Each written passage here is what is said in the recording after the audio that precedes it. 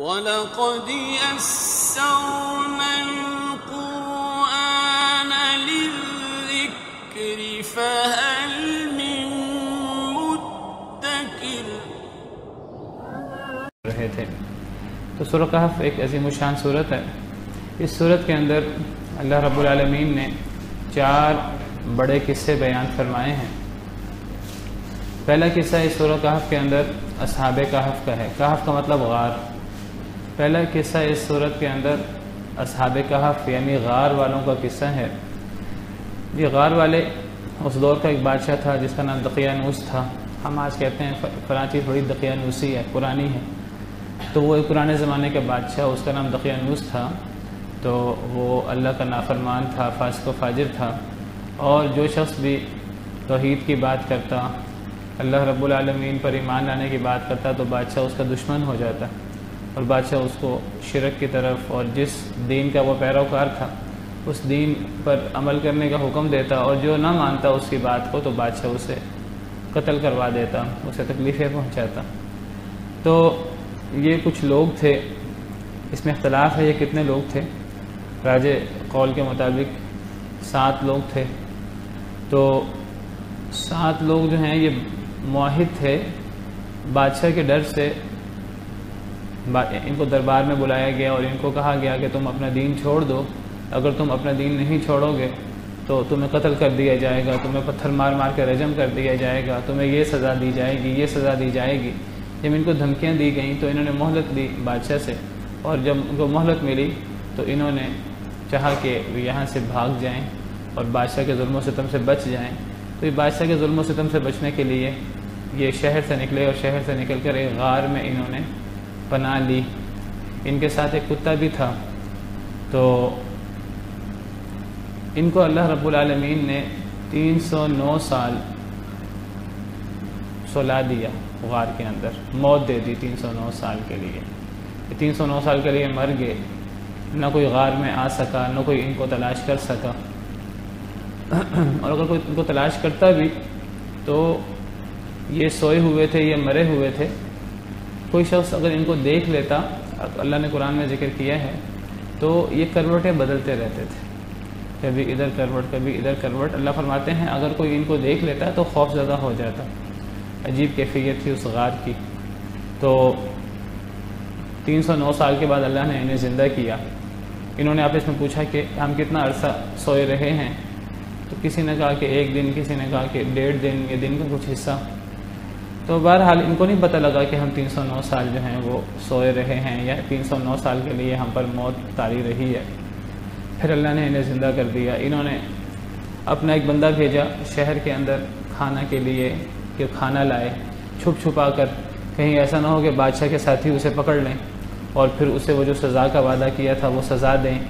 لیکن جب وہ شہر میں آئے اور انہوں نے کرنسی دی تو وہ کرنسی اتنی پرانی کرنسی تھی، تو شہر والے حیران ہوئے۔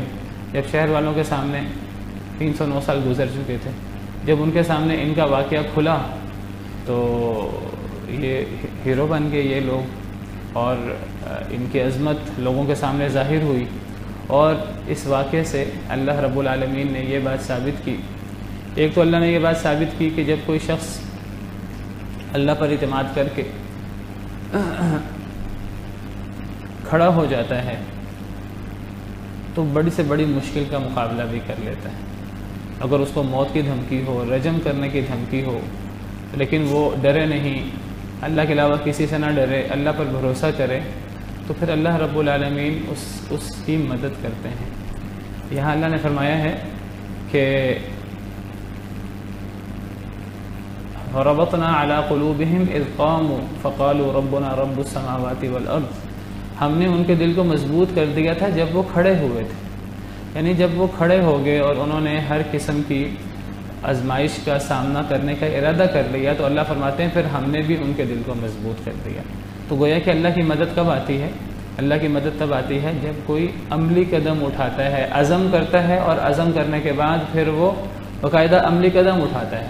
یہ نہیں کہ ایک بندہ بس ارادہ کرے اور پھر ارادہ کر کے گھر میں بیٹھ جائے، توکل اس کا نام نہیں ہے۔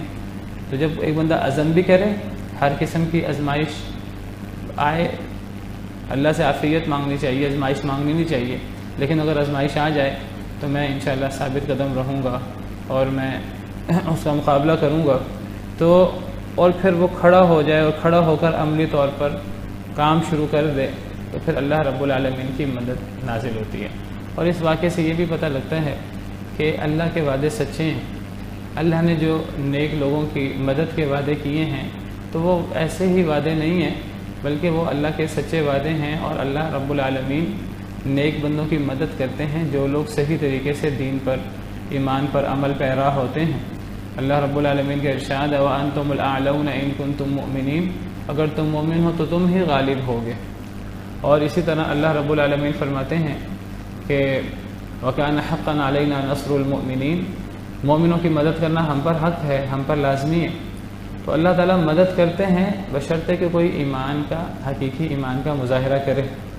تو اللہ رب العالمین کی پھر عجیب طریقے سے معجزاتی طریقے سے اللہ رب العالمین مدد فرماتے ہیں جس طرح اللہ رب العالمین نے ان لوگوں کی مدد فرمائی.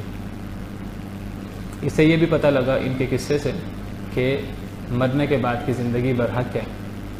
جب اللہ تعالیٰ عام طور پر اللہ نے کیا سلسلہ بنایا ہے کہ ہم جب دنیا میں آتے ہیں تو یہ ہماری پہلی زندگی ہوتی ہے.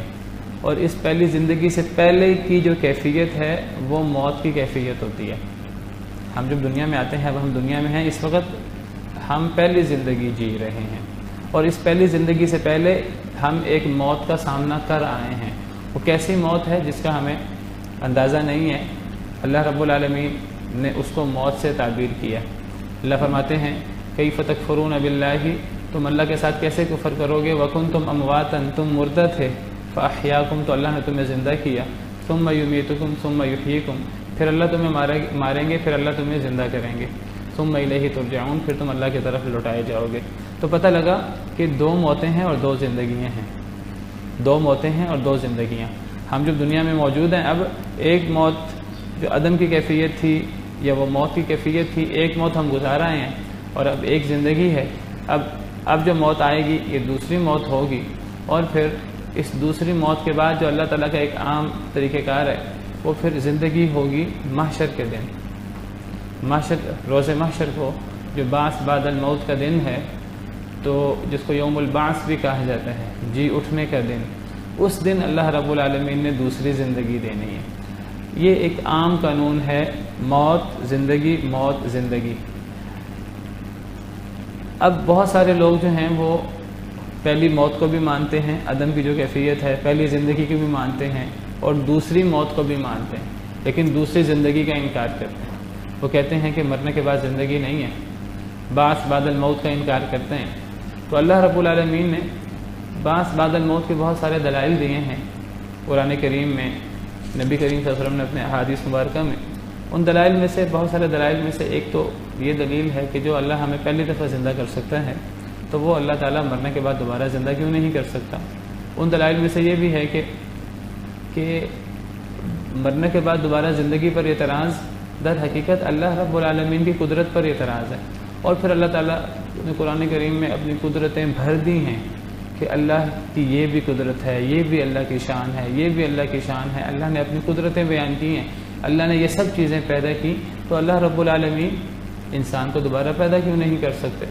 پھر اللہ رب العالمین نے کئی موقعوں پر فرمایا کہ جو اللہ تعالیٰ زمین و آسمان جیسی عظیم مخلوقات کا خالق ہے، تو وہ اللہ تعالیٰ انسان تو بڑی اس کے مقابلے میں کمزور مخلوق ہے، تو وہ اللہ انسان کو دوبارہ پیدا کیوں نہیں کر سکتا. لخلق السماوات والارض اکبر من خلق الناس، کہ زمین و آسمان کی تخلیق تو لوگوں کی دوبارہ تخلیق سے بہت بڑا کام ہے. تو جو اللہ زمین و آسمان کا خالق ہے تو وہ انسانوں کو دوبارہ پیدا کیوں نہیں کر سکتا. اور پھر اللہ نے اور بھی مثالیں دی ہیں، اور بھی دلائل دیے ہیں کہ جو اللہ تعالیٰ سبز درخت سے آگ پیدا کر سکتا ہے وہ اللہ تعالیٰ انسان کو دوبارہ پیدا کیوں نہیں کر سکتا. تو ان دلائل میں سے ایک دلیل، جو ایک بڑی دلیل ہے، اللہ رب العالمین نے یہ جو ہماری پہلی زندگی ہے، اس زندگی کے اندر اللہ نے موت کی بہت ساری صورتیں رکھی ہیں. جو اصل موت جو آپ سمجھیے کہ عارضی موت کی صورتیں ہیں، آپ جس کو نیند سے تعبیر کرتے ہیں. جو انسان روزانہ سوتا ہے گویا کہ وہ مر جاتا ہے، اس کی روح نکل جاتی ہے، پھر اللہ کا حکم ہوتا ہے تو اس کی روح واپس آتی ہے، ورنہ اللہ تعالیٰ اس کی روح کو اپنے پاس ہی روک لیتے ہیں اور اس کی حقیقی موت طاری ہو جاتی ہے، تو پھر وہ قیامت کے دن نہیں اٹھے گا۔ لیکن جس کی روح اللہ واپس بھیج دیتے ہیں، اور یہ ہر روز رات کو ہوتا ہے، رات کو انسان سوتا ہے، صبح اٹھتا ہے، اور کئی دفعہ تو رات کو ایک دفعہ انسان مرتا نہیں ہے، 4 5 دفعہ انسان مرتا ہے، انسان کی جاگ کھل جاتی ہے، پھر انسان سو جاتا ہے۔ جب جاگ کھلتی ہے انسان گویا کہ زندہ ہوتا ہے، اور یہ صرف رات کو انسان پر موت طاری نہیں ہوتی، یہ موت یہ دن میں بھی طاری ہوتی ہے۔ دن میں بھی کئی لوگ سوتے ہیں، صبح فجر کے بعد سو گئے، کئی لوگ جو ہے وہ 7 8 بجے سو گئے، کئی لوگ ظہر کے بعد سو گئے، کئی لوگ عصر کے بعد سو گئے۔ تو یہ جو بھی ہماری نیند ہے یہ در حقیقت ایک بہت بڑی دلیل ہے کہ مرنے کے بعد کی زندگی ہے، اور اللہ تعالیٰ ہمیں مثالیں دکھاتے ہیں۔ اللہ فرماتے ہیں وَمِنْ آیَاتِهِ مَنَامُكُمْ بِاللَّيْلِ وَالنَّهَارِ وَابْتِغَاؤُكُمْ مِنْ فَضْلِهِ، اللہ کی بہت بڑی نشانی تمہارا سونا دن کو بھی اور رات کو بھی۔ اور پھر مزید جو اللہ نے دلائل دیے ہیں بعث بعد الموت کے، یہ نیند کے علاوہ ہماری پہلی زندگی کے اندر اللہ نے دلائل دیے ہیں بعث بعد الموت کے۔ ایک تو نیند بہت بڑی دلیل ہے، اور جو اللہ نے دلائل دی ہیں، اللہ نے بعض لوگوں کو موت دی پہلی زندگی کے اندر، پھر اللہ نے یہ عارضی موت تھی، یہ بھی حقیقی موت نہیں تھی جو جس کے بعد انسان نے بعث بعد الموت، جس کے بعد انسان نے یوم البعث کے دن اٹھنا ہے۔ اللہ نے بعض لوگوں کو نیند کے علاوہ بھی عارضی موت دی، اور اللہ نے ایسی کئی مثالیں قرآن کریم میں بیان کی ہیں۔ یہ اللہ کا عام قانون نہیں ہے، لیکن اللہ نے ایسی خرق عادت مثالیں بھی قرآن میں پیش کی ہیں، جن میں سے ایک مثال یہ ہے۔ سورہ بقرہ میں اللہ نے اس کی 5 مثالیں بیان کی ہیں۔ گائے کا قصہ کہ جب گائے کو وہ جو ایک قتل ہو گیا تھا، تو گائے کو ذبح کر کے اس کے ساتھ لگایا گیا، اس مقتول کے قاتل کا پتہ نہیں لگ رہا تھا، تو اس مقتول نے زندہ ہو کر اپنے قاتل کے بارے میں بتا دیا۔ پھر ان بنی اسرائیل کو جنہوں نے اللہ کو دیکھنے کا مطالبہ کیا تھا، اللہ نے انہیں ہلاک کر دیا۔ پھر حضرت موسیٰ علیہ السلام کی دعا کے نتیجے میں اللہ نے انہیں زندہ کر دیا۔ اسی طرح ہزاروں لوگ جو ہیں وہ اپنی بستی سے موت کے خوف سے نکل گئے، اللہ نے انہیں مار دیا، پھر اللہ نے انہیں زندہ کر دیا۔ اور حضرت عزیر علیہ السلام کا قصہ سورہ بقرہ میں ہے کہ اللہ نے انہیں 100 سال کے لیے مار دیا، ان کے ساتھ ان کا کھانا بھی تھا، ان کے ساتھ ان کا گدھا بھی تھا۔ تو 100 سال انہوں نے کہا کہ اللہ اس بستی کو کیسے زندہ کریں گے، تو وہ سوئے تو 100 سال کے لیے ان پر موت طاری ہو گئی۔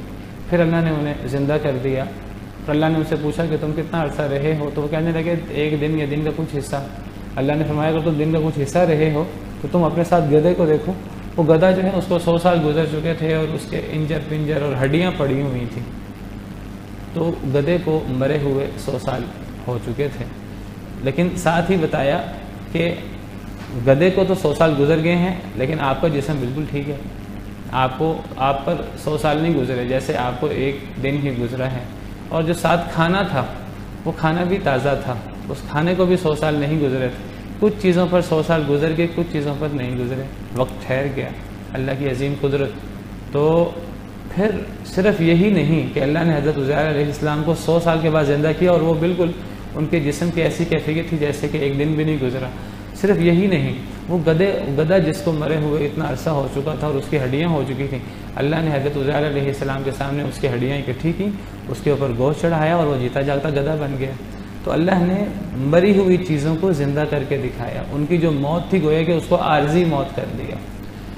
تو پھر حضرت ابراہیم علیہ السلام کا قصہ ہے، پرندوں کا قصہ۔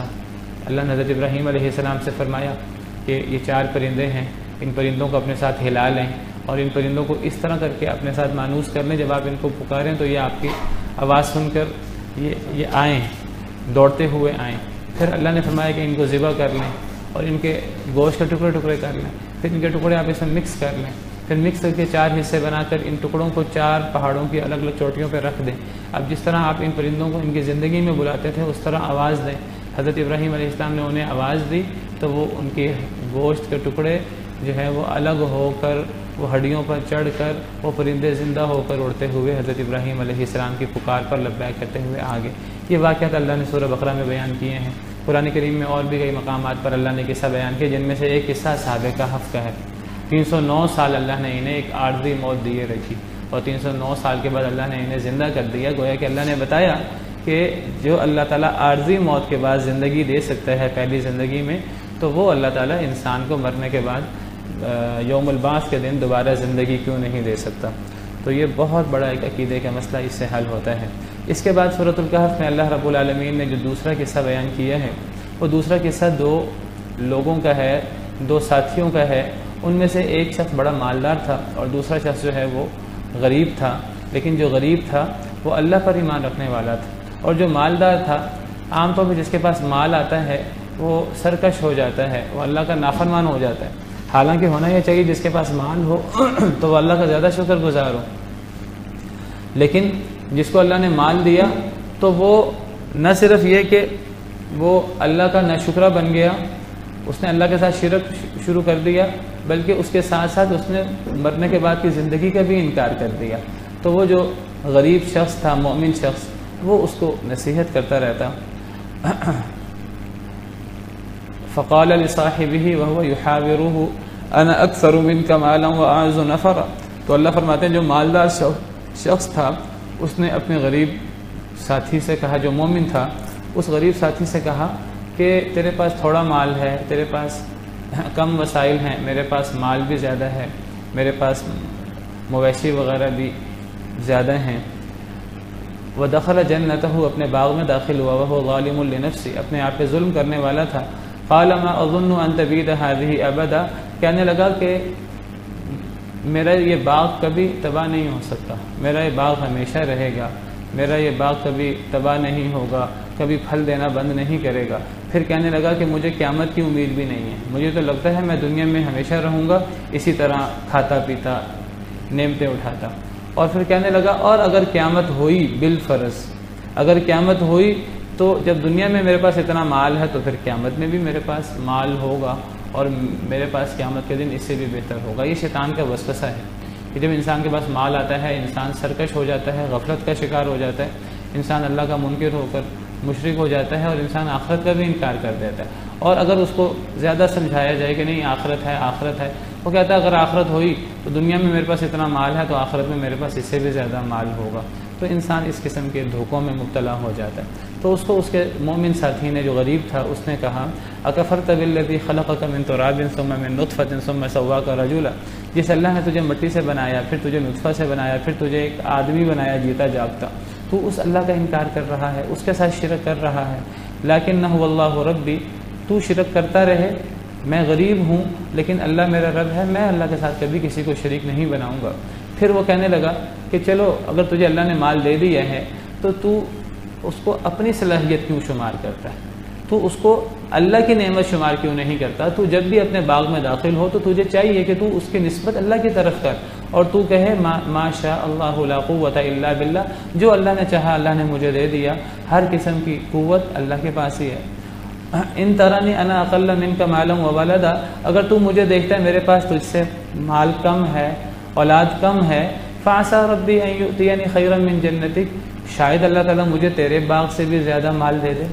یہ تو اللہ کی تقسیم ہے وقتی، اللہ نے اس وقت مجھے کم دیے ہے، تجھے اس وقت زیادہ دیے ہے، کیا پتہ معاملہ الٹا ہو جائے، میرے پاس مال کم ہے، میرے پاس تجھ سے بھی زیادہ مال ہو جائے، اور تو اس وقت باغ کا مالک ہے، اور باغ سے مراد اس زمانے میں فیکٹری اور مل وغیرہ کی حیثیت تھی، تو اس وقت ایک باغ کا مالک ہے، کیا پتہ اللہ تجھے مجھ سے بھی غریب کر دے، کیا پتہ اللہ تیرے باغ پر ایسا طوفان بھیجتے کہ وہ باغ تباہ و برباد ہو جائے، یا وہ جو پانی ہے جس پانی سے وہ باغ سیراب ہوتا ہے اللہ اس پانی کو ہی لے جائیں اور پانی ختم ہو جائے، جب پانی ختم ہو جائے گا تو تیرا باغ بھی اس طرح جو ہے وہ نہیں لہلہائے گا۔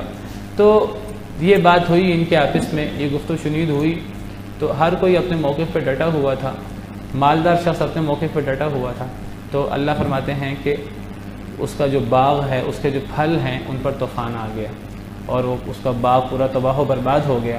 اس نے اس باغ میں جو سارا اپنا مال لگا دیا تھا تو اس کا سارا مال بھی تباہ ہو گیا، تو وہ کفِ افسوس سے اپنے ہاتھ ملنے لگا اور وہ کہنے لگا کاش کہ میں اپنے رب کا شرک نہ کرتا، کاش کہ میں اپنے رب کی ناشکری نہ کرتا۔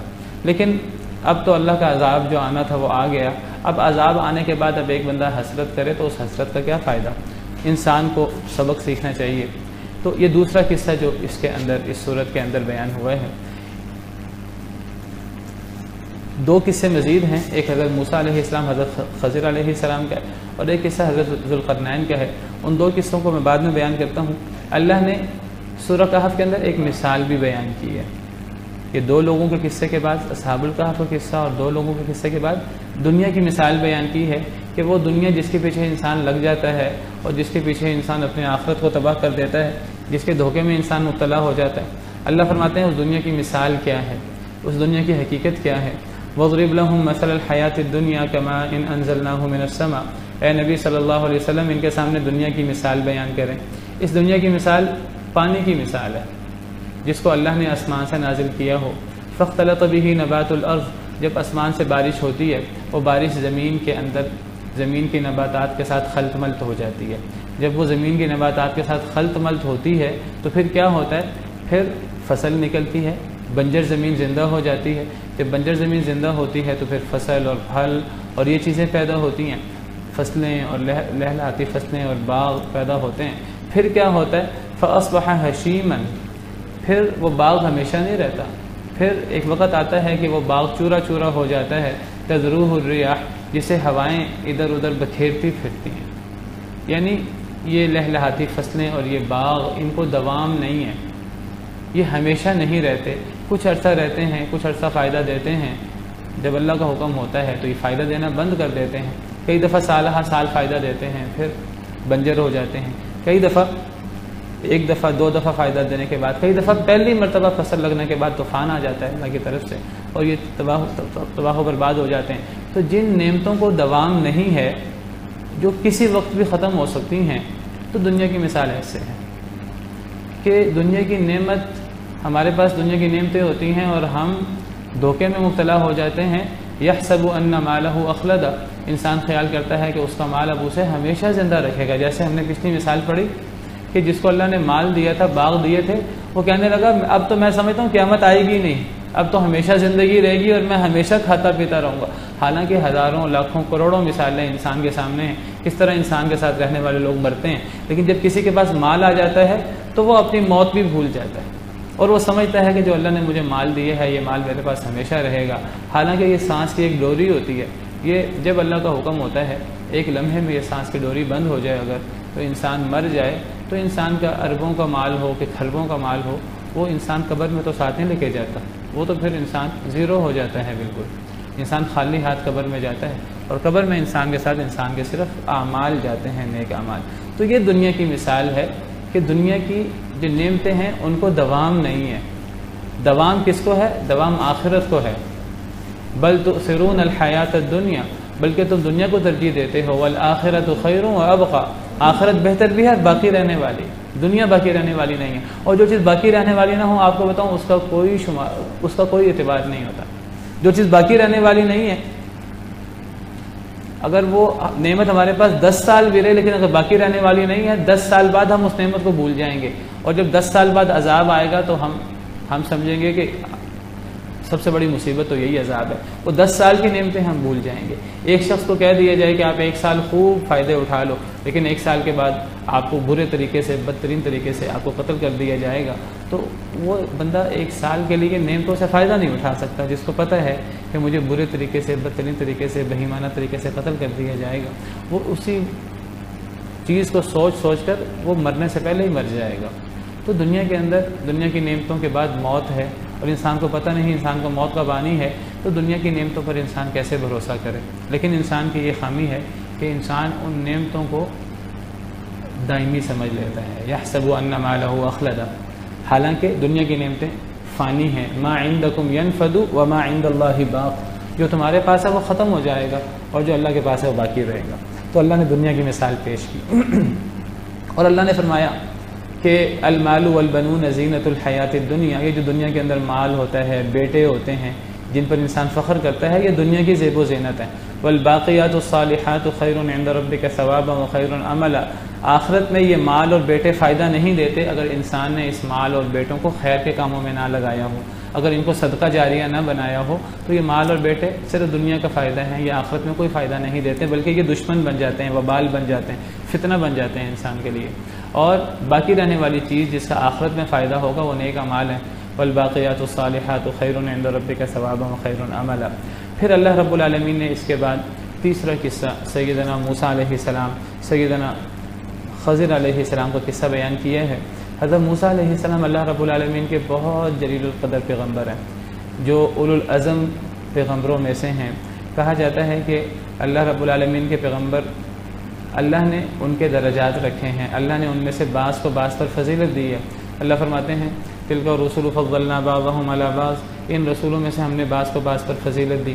تو یہ جو رسول انبیاء ہیں، کہا جاتا ہے کہ جی 1 لاکھ سے اوپر انبیاء ہیں، کہتے ہیں جو ان میں سے 300 سے اوپر رسول ہیں. تو یہ انبیاء اور رسول میں درجات ہیں. تو ان میں اولو العزم رسول ہے 5. فاصبر کما صبر اولو العزم من الرسل، اے نبی اس طرح صبر کیجیے جس طرح اولو العزم رسولوں نے صبر کیا. ان اولو العزم رسولوں میں سیدنا موسیٰ علیہ السلام بھی شامل ہیں. یہ 5 انبیاء کون ہیں؟ یہ 5 رسول کون ہیں؟ یہ سیدنا نوح علیہ السلام، سیدنا ابراہیم علیہ السلام، سیدنا موسیٰ، سیدنا عیسیٰ اور ہمارے پیارے نبی محمد صلی اللہ علیہ وسلم. قرآن کے 2 آیتوں میں اللہ نے ان 5 نبیوں کو 2 آیتوں میں اکٹھا کیا ہے. ایک سورہ احزاب کی آیت ہے اور ایک سورہ شورى کی آیت ہے. اس میں اللہ نے ان 5 نبیوں کو اکٹھا ذکر کیا ہے. اکثر علماء کی رائے کے مطابق یہ 5 انبیاء اولو العزم پیغمبر ہیں اور یہ تمام پیغمبروں میں، تمام رسولوں میں سب سے افضل ہیں. سیدنا موسیٰ علیہ السلام افضل ترین رسولوں میں سے ایک ہیں. علماء کرام نے ان رسولوں کی بھی ترتیب بیان کی قرآن کریم کے آیات اور احادیث کو مد نظر رکھتے ہوئے.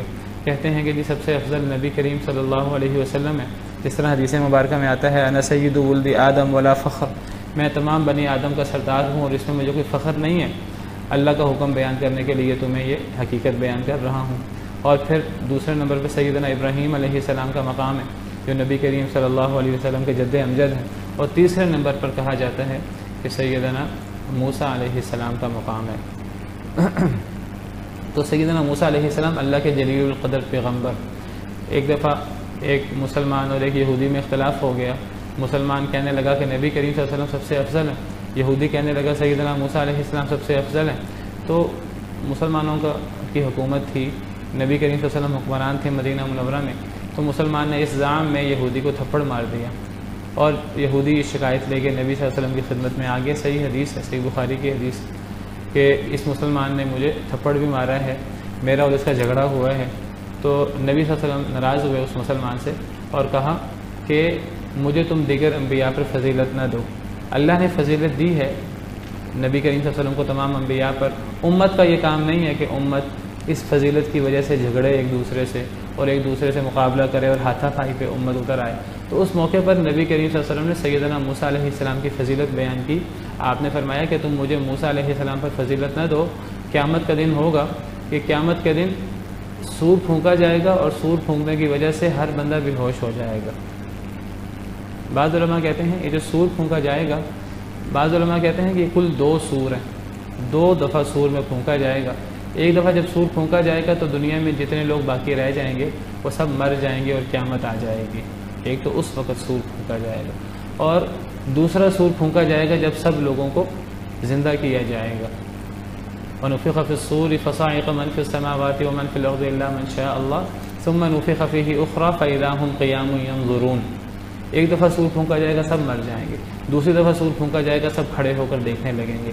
بعض علماء کی رائے ہے کہ ایک تیسرا سور بھی ہے، اور تیسرا سور وہ پھونکا جائے گا تو قیامت کے دن جتنے لوگ ہوں گے سب بے ہوش ہو جائیں گے. پھر جو ہے جب ان کو ہوش آئے گا تو بعض علماء کے مطابق یہ جو حدیث بیان کر رہا ہوں اس حدیث میں وہ جو سور پھونکنے کا ذکر ہے، بعض علماء کی رائے یہ ہے کہ یہ تیسرا سور ہے. تو نبی صلی اللہ علیہ وسلم نے فرمایا کہ مجھے موسیٰ علیہ السلام پر فضیلت نہ دو، سور پھونکا جائے گا اور سب کے سب لوگ بے ہوش ہو جائیں گے. آپ نے فرمایا سب سے پہلے مجھے ہوش آئے گا، سب سے پہلے آپ نے فرمایا مجھے ہوش آئے گا. آپ نے فرمایا لیکن جب میں کھڑا ہوں گا اور میں کھڑا ہو کر دیکھوں گا تو حضرت موسیٰ علیہ السلام عرش کے پاوے کو پکڑے کھڑے ہوں گے. مجھے نہیں پتا کہ وہ بے ہوش ہوئے ہی نہیں، یا وہ جو دنیا میں اللہ کی تجلی جب پہاڑ پہ پڑی تھی اور وہ بے ہوش ہو گئے تھے، اس بے ہوشی کے بدلے جو ہے وہ ان کو بے ہوشی آئی ہی نہیں. مجھے نہیں پتا کہ ان کو بے ہوشی آئی نہیں دنیا کی بے ہوشی کے بدلے، یا وہ بے ہوش ہو گئے تھے اور مجھ سے پہلے وہ ہوش میں آ جائیں گے. تو آپ نے سیدنا موسیٰ علیہ السلام کی فضیلت بیان کی. تو اتنے جلیل القدر پیغمبر. ایک دفعہ ان سے کسی نے سوال کیا کہ اے اللہ کے پیغمبر، آپ اللہ کے بڑے جلیل القدر پیغمبر ہیں، آپ یہ بتائیے کہ کیا کوئی آپ سے بھی بڑا عالم ہے؟ سیدنا موسیٰ علیہ السلام نے غور کیا. انہوں نے کہا کہ میں اللہ کا نبی ہوں اور اللہ کا مجھ پر بڑا کرم ہے، اللہ نے مجھے کلام کا شرف بخشا ہے. تو کہنے لگے کہ مجھ سے بڑا عالم کون ہو سکتا ہے؟ تو فرمایا مجھ سے بڑا عالم کوئی نہیں ہے. لیکن اس کے اندر تھوڑا سا ایک فخر کا انداز ہے. تو اللہ رب العالمین کو گویا یہ چیز پسند نہیں آئی. اللہ رب العالمین نے فرمایا کہ آپ سے کچھ ایک ایسا فرد بھی ہے جس کے پاس وہ علم ہے جو آپ کے پاس نہیں ہے، اور آپ کو جا کر اس سے علم حاصل کرنا چاہیے. حضرت خضر علیہ السلام. حضرت خضر علیہ السلام کے بارے میں بعض ان کے خضر کہتے ہیں، اصل لفظ خضر ہے، خا کے زبر اور ضاد کے زیر کے ساتھ. حضرت خضر علیہ السلام کے بارے میں اختلاف ہے کہ کیا ہیں. بعض علماء کہتے ہیں کہ یہ فرشتے تھے اللہ کے، بعض علماء انہیں اللہ کا نبی شمار کرتے ہیں. بہرحال کافی اختلاف ہے ان کے بارے میں کہ ان کی حقیقت کیا ہے، اللہ کو بہتر پتہ ہے. بعض کہتے ہیں یہ عام انسان تھے، لیکن عام انسان نہیں تھے. اس کی وجہ یہ ہے کہ اس قصے کے آخر میں جب حضرت خضر علیہ السلام تمام واقعات کی توجیہ بیان کرتے ہیں تو فرماتے ہیں وما فعلتہ عن امری، میں نے جو سارے کام کیے تھے، ایک کشتی میں سوراخ کرنا اور ایک بچے کو قتل کر دینا اور وہ جو دیوار گر رہی تھی اس دیوار کو سیدھا کر دینا، تو حضرت خضر کہتے ہیں میں نے ان میں سے کوئی کام بھی اپنی مرضی سے نہیں کیا تھا، یہ سارے کے سارے کام میں نے اللہ کے حکم سے کیے تھے. تو اس سے ان لوگوں کی رائے کی تردید ہو جاتی جو کہتے ہیں کہ عام انسان تھے، عام امتی تھے. عام امتی تو نہیں ہے، اللہ کی ان پر وحی ہوتی تھی. اب وہ فرشتہ ہیں کہ نبی، تو بہت سارے علماء انہیں فرشتہ کنسیڈر کرتے ہیں اور بہت سارے علماء کہتے ہیں کہ وہ اللہ کے نبی تھے. اللہ کو بہتر پتہ ہے وہ کیا تھے. مجھے امام ابن کثیر نے ان کے اللہ کے نبی ہونے کو ترجیح دی ہے کہ وہ اللہ کے نبی تھے. واللہ تعالی عالم. تو عام انسان نہیں ہو سکتے. اگر عام امتی ہوں، اللہ نے حضرت موسیٰ علیہ السلام کو حکم دیا جاؤ جا کر خضر کے پاس جاؤ اور ان سے سیکھو، اور یہ بات طے ہے کہ ایک نبی کا استاد امتی تو نہیں ہو سکتا. ایک نبی کا استاد یا نبی ہوگا یا فرشتہ ہوگا. تو بہرحال حضرت موسیٰ علیہ السلام کو حکم ہوا کہ آپ جائیں، حضرت خضر علیہ السلام کے پاس علم ہے. اب حضرت موسیٰ کیا فرماتے ہیں؟ حضرت موسیٰ نے اپنے خادم کو ساتھ لیا. کہا جاتا ہے کہ یہ حضرت یوشع بن نون تھے جو بعد میں نبی بنے. انہیں ساتھ لیا، کچھ زیادہ راہ لیا اپنے ساتھ. اللہ نے نشانی بتائی تھی کہ جہاں دو سمندر ملتے ہیں وہاں آپ کو حضرت خضر علیہ السلام ملیں گے. تو حضرت موسیٰ علیہ السلام کہنے لگے وَإِذْ قَالَ مُوسَىٰ لِفَتَاهُ لَا أَبْرَحُ حَتَّىٰ أَبْلُغَ مَجْمَعَ الْبَحْرَيْنِ أَوْ أَمْضِيَ حُقُوبًا. حضرت موسیٰ علیہ السلام فرمانے لگے اپنے خادم کے لیے، اپنے نوجوان لڑکے کے لیے جو ان کا خادم تھا، کہنے لگے کہ میں ہمیشہ رہوں گا، ہمیشہ چلتا رہوں گا، حتیٰ کہ میں دو سمندر کے سنگم پر پہنچ جاؤں جہاں دو سمندر ملتے ہیں. اللہ نے وہ نشانی بتائی تھی. او امضی حقوبہ، یا میں کئی صدیاں چلتا رہوں. حقوبہ یہ جمع ہے حقب کی، اور حقب کا مطلب 80 سال کا عرصہ. اس کی جمع ہے احقاب یا حقب. حضرت موسیٰ کہنے لگے، آپ سمجھیے تقریباً 1 صدی. حضرت موسیٰ کہنے لگے کہ مجھے جو اللہ نے نشانی بتائی ہے، میں اس نشانی جس کا نام مجمع البحرین ہے، جہاں دو سمندر آپس میں ملتے ہیں، وہاں حضرت خضر سے میری ملاقات ہونی ہے. تو میں وہاں پہنچوں گا. اگر میں وہاں نہ پہنچا تو میں کئی صدیاں چلتا رہوں گا، مجھے کئی صدیاں چلنا گوارا ہے، لیکن میں نے جا کر اللہ کے حکم کے مطابق حضرت خضر سے علم حاصل کرنا. تو اس سے پتہ لگتا ہے کہ علم حاصل کرنے کی فضیلت کتنی زیادہ ہے، اور اس کے لیے اللہ کے انبیاء کرام علیہم السلام، حضرت موسیٰ علیہ السلام اس کے لیے کتنی بڑی قربانی دینے کو تیار تھے. کہنے لگے میں کئی صدیاں چلتا رہوں، مجھے گوارا ہے، اگر میں وہاں نہیں پہنچوں گا تو میں کئی صدیاں چلتا رہوں گا حتیٰ کہ میں حضرت خضر سے مل لوں. تو بہرحال جو نشانی بتائی تھی اللہ تعالیٰ نے، تو ایک نشانی تو یہ تھی کہ دو سمندر ملیں گے وہاں. ایک نشانی یہ بھی تھی کہ حضرت خضر سے ملنے سے پہلے جو آپ کے سامان میں مچھلی ہوگی، وہ مچھلی زندہ ہو کر عجیب طریقے سے سمندر کے اندر چلی جائے گی. تو حضرت موسیٰ علیہ السلام نے وہ جو ان کا خادم تھا یوشع بن نون، ان سے کہا، ایک جگہ پڑاؤ ڈالا اور اپنے خادم سے کہا کہ لاؤ ناشتہ لاؤ. تو ہم بڑے تھک گئے ہیں. تو وہ حضرت یوشع بن نون کہنے لگے کہ کل ایسا ہوا تھا، مجھے یاد نہیں رہا آپ کو بتانا، کہ وہ جو ہم نے مچھلی رکھی ہوئی تھی زاد راہ کے طور پر کھانے کے لیے، تو وہ مچھلی جو بھنی ہوئی تھی، جو تلی ہوئی تھی، جو ہمارے زاد راہ کے طور پہ ہمارے ساتھ موجود تھی، تو وہ مچھلی زندہ ہو کر پانی میں چلی گئی تھی.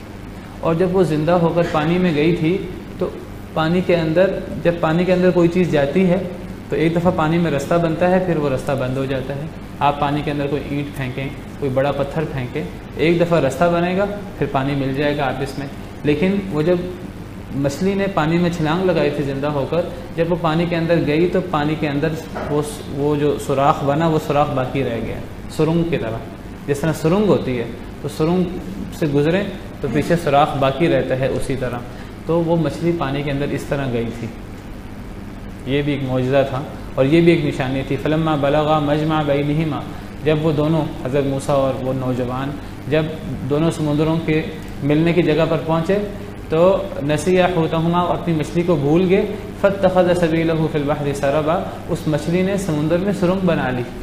یعنی مچھلی زندہ ہو کر سمندر میں چھلانگ لگائی اور سمندر میں وہ سرنگ بنی رہی، وہ پانی ملا نہیں آپس میں. یہ چیز حضرت یوشع بن نون نے دیکھ لی تھی، لیکن حضرت یوشع بن نون کو شیطان نے بھلا دیا کہ وہ یہ بات حضرت موسیٰ کو بتائیں. جب حضرت موسیٰ نے کہا لاؤ ناشتہ لاؤ، ہم بڑے تھک گئے ہیں، تو حضرت یوشع بن نون کہنے لگے کہ جب ہم نے چٹان کی طرف پناہ لی تھی تو میں مچھلی کو بھول گیا تھا، اور کہنے لگے کہ مجھے یہ شیطان نے بھلایا تھا. تو کہنے لگے کہ مچھلی نے عجیب طریقے سے سمندر میں راستہ بنا لیا تھا، سرنگ بنا لی تھی. بہرحال حضرت موسیٰ کہنے لگے یہی تو میں تلاش کر رہا تھا، یہی تو نشانی اللہ نے بتائی تھی، اب ہمیں حضرت خضر مل جائیں گے. تو واپس آئے، تھوڑا سا پیچھے واپس آئے تو ان کو حضرت خضر علیہ السلام جو ہیں وہ مل گئے. تو حضرت موسیٰ علیہ السلام نے ان سے تقاضا کیا، ان سے مطالبہ کیا بڑے مؤدبانہ انداز میں، وہی اپنے نبی اور رسول کی ٹون میں نہیں، بڑے مؤدبانہ انداز میں کہ اگر آپ اجازت دیں تو میں آپ کے ساتھ کچھ عرصہ رہنا چاہتا ہوں، میں کچھ عرصہ آپ کے ساتھ گزارنا چاہتا ہوں. میں جب کچھ عرصہ آپ کے ساتھ گزاروں گا تو کیا ہوگا کہ جو اللہ نے آپ کو علم دیا ہے وہ آپ اس علم میں سے مجھے کچھ سکھا بھی دیں گے.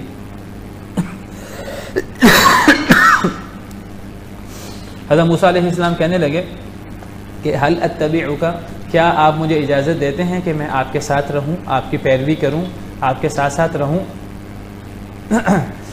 کہ آپ مجھے جو اللہ نے آپ کو علم سکھایا ہے آپ کچھ تھوڑا سا علم مجھے بھی سکھائیے. مطالبہ کیا بڑے ادب کے ساتھ. اس سے پتہ لگتا ہے حضرت موسیٰ علیہ السلام کا مقام اور مرتبہ میں آپ کے سامنے بیان کر چکا ہوں. اتنا بڑا مقام اور مرتبہ کہ جن سے اللہ نے باقاعدہ کلام کیا، جن کو اتنا بڑا شرف حاصل ہوا، تو حضرت موسیٰ علیہ السلام کتنے مؤدبانہ انداز میں حضرت خضر سے بات کر رہے ہیں. تو اس سے پتہ لگتا ہے کہ استاد کا کیا مقام ہے اسلام کے اندر. نبی کریم صلی اللہ علیہ وسلم کا ارشاد ہے، بعض علماء نے اس حدیث کو صحیح قرار نہیں دیا، لیکن اس کا معنی صحیح معلوم ہوتا ہے، انما بعثت معلما، سوائے اس کے کہ نہیں میں تو معلم بنا کر بھیجا گیا ہوں. آپ نے گویا کہ جو اپنی صفت معلم ہے، آپ نے باقی صفات کو ذکر نہیں کیا، انما حصر کے لیے آتا ہے. گویا کہ اس حدیث کا کیا مطلب ہے کہ میرا کام تو صرف تعلیم دینا ہے، اور نبی صلی اللہ علیہ وسلم کا کتنا بڑا مقام ہے، کتنا بلند مقام ہے، اور آپ فرما رہے ہیں کہ مجھے اللہ نے استاد بنا کر بھیجا. اس سے پتہ لگتا ہے کہ استاد کا کتنا مقام ہے، اور شاگردوں کو چاہے وہ کتنے ہی بڑے مقام کے حامل کیوں نہ ہوں، اگر انہوں نے کسی سے کوئی چیز سیکھنی ہے تو ان کو کیسا رویہ رکھنا چاہیے، حضرت موسیٰ علیہ السلام کے واسطے سے یہ ہمیں پتہ لگتا ہے. حضرت خضر کہنے لگے کہ اے موسیٰ، مجھے کوئی اعتراض نہیں ہے، لیکن آپ میرے ساتھ صبر نہیں کر سکیں گے. حضرت موسیٰ سے کہہ رہے ہیں جو کہ نبی تھے اور بہت بڑے نبی، اور نبی سے بڑھ کر صبر کون کرتا ہے، لیکن کہتے ہیں آپ میرے ساتھ صبر نہیں کر سکیں گے. لیکن ساتھ وجہ بھی بیان کرتے ہیں آپ صبر کیوں نہیں کر سکیں گے، نبی سے بڑا صبر کرنے والا کون ہو. کہنے لگے آپ میرے ساتھ اس لیے صبر نہیں کر سکیں گے، وَكَيْفَ تَصْبِرُ عَلَىٰ مَا لَمْ تُحِطْ بِهِ خُبْرًا، آپ کو تجربہ نہیں ہوا ان معاملات کا، آپ کو ایسے معاملات درپیش آئیں گے، آپ کو عام زندگی میں اپنی نبوت کا جو زندگی ہے اس کے اندر بھی آپ کو وہ تجربے نہیں ہوئے، تو آپ کے لیے وہ نئی چیزیں ہوں گی، لہٰذا آپ صبر نہیں کر پائیں گے. حضرت موسیٰ کہنے لگے مجھے آپ کی ہر شرط منظور ہے، میں صبر کروں گا انشاءاللہ، میں صبر کروں گا، اور میں آپ کی کبھی نافرمانی نہیں کروں گا، آپ مجھے اپنے ساتھ رہنے دیں. پھر التجا کی تو حضرت خضر علیہ السلام نے ان کی التجا مان لی اور ان کو اجازت دی. کہنے لگے ٹھیک ہے تم میرے ساتھ رہو، لیکن تم نے مجھ سے سوال نہیں کرنا حتیٰ کہ میں تمہیں خود جواب دوں. تو پھر اللہ نے ذکر کیا کہ دونوں چلتے رہے اور ایک کشتی سے گزرے، کشتی میں سفر کیا، تو حضرت خضر علیہ السلام نے ان کشتی والوں نے بڑی عزت سے ان دونوں کو بٹھایا، حضرت خضر علیہ السلام نے اس کشتی میں سوراخ کر دیا۔ اب حضرت موسیٰ علیہ السلام جو کہ وعدہ کر چکے ہیں حضرت خضر سے کہ میں آپ سے سوال نہیں کروں گا جب تک آپ مجھے خود نہ بتائیں، لیکن حضرت موسیٰ علیہ السلام سے رہا نہیں گیا۔ اب اس کے اندر سوال پیدا ہوتا ہے کہ حضرت خضر علیہ السلام پہلے ہی کہہ چکے تھے حضرت موسیٰ سے کہ آپ صبر نہیں کر سکیں گے، حضرت موسیٰ نے وعدہ کیا نہیں میں صبر کروں گا، لیکن پھر صبر نہیں کر سکے۔ یا تو یہ جو 3 واقعات اللہ نے بیان کیے ہیں، یا تو یہ 3 واقعات صرف یہ 3 واقعات نہیں ہوئے، اور بھی بہت سے واقعات ہوئے، اللہ نے وہ بیان نہیں کیے۔ ان واقعات میں بھی بڑی عجیب باتیں تھیں، حضرت موسیٰ نے صبر کیا، لیکن اب جب یہ واقعہ آیا کئی واقعات کے بعد تو حضرت موسیٰ سے اب رہا نہ گیا تو وہ بول پڑے۔ یا پھر حضرت موسیٰ علیہ السلام وعدہ کر چکے تھے کہ میں صبر کروں گا، لیکن اب یہاں معاملہ امر بالمعروف کا تھا، نہی عن المنکر کا تھا، کہ ایک کشتی والے آپ کے ساتھ احسان کر رہے ہیں، آپ کا بڑی عزت و احترام کر رہے ہیں، آپ کو عزت و احترام کے ساتھ کشتی میں بٹھایا انہوں نے، تو آپ ان کے اس احسان کا بدلہ یہ دے رہے ہیں کہ آپ نے کشتی میں سوراخ کر دیا۔ کشتی میں سوراخ ہونے سے وہ ڈوب بھی سکتے ہیں اور ان کو نقصان بھی ہو سکتا ہے۔ گویا کہ حضرت موسیٰ علیہ السلام کو یاد تھا کہ میں نے وعدہ تو کیا ہے، لیکن اب یہ معاملہ امر بالمعروف کا تھا، نہی عن المنکر کا، اور امر بالمعروف نہی عن المنکر اتنا اہم ہے کہ حضرت موسیٰ علیہ السلام کو اپنا وعدہ توڑنا پڑا اس کی اہمیت کی وجہ سے۔ واللہ عالم، کوئی وجہ ہو سکتی ہے۔ حضرت موسیٰ علیہ السلام بول پڑے کہ آپ نے اس لیے سوراخ کر دیا ہے تاکہ یہ لوگ ڈوب جائیں، آپ نے تو بڑا برا کام کیا ہے۔ حضرت خضر نے کوئی جواب نہیں دیا، کہنے لگے میں نے پہلے ہی کہا تھا تم صبر نہیں کر سکو گے۔ حضرت موسیٰ علیہ السلام کو یاد آ گیا، حضرت موسیٰ علیہ السلام نے فوراً معذرت کی اور کہنے لگے حضرت موسیٰ علیہ السلام نے فوراً معذرت کی اور کہنے لگے کہ قال لا تؤاخذنی بما نسیت ولا ترهقنی من امری عسرا، کہنے لگے کہ جو میں بھول گیا تھا آپ میرا مؤاخذہ نہ کریں، میں دوبارہ یہ کام نہیں کروں گا۔ لیکن اب پہلے سے بھی بڑا معاملہ ہوا، اب ایک معصوم نوجوان سے گزرے، لڑکے سے گزرے جو بالغ نہیں تھا ابھی، جوان نہیں تھا ابھی کہ وہ مکلف ہو، تو حضرت خضر علیہ السلام نے اسے پکڑا اور اسے پکڑ کر اس کو قتل کر دیا۔